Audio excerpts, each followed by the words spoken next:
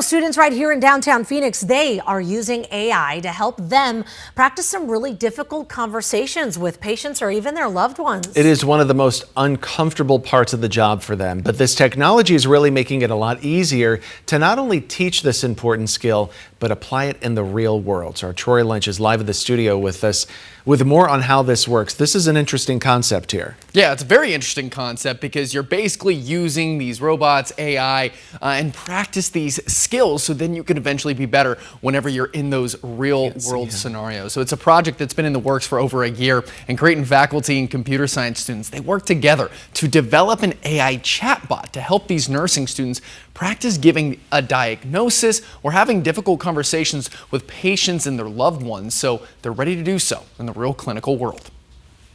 And are there specific groups that help patients like me?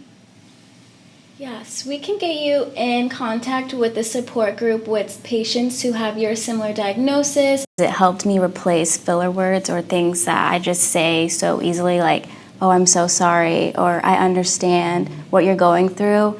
And getting the feedback from the AI made me realize not everyone is gonna like those phrases, and it's not as effective as you would think with how common people say those types of things. So this is all to build the confidence of these nursing students to help them during these really uncomfortable times. And these students are able to practice various conversations in different scenarios for specific curriculums, and then they get real-time feedback immediately after. Now, the chatbot is also able to pick up on certain overused phrases and even your tone, letting the students know if it was effective or maybe they could be more empathetic. Now, PhD student at the Creighton faculty, Melissa Taylor, she told me about the nationwide faculty shortage, especially in specific areas like end-of-life care, and this AI tool will help bridge that gap.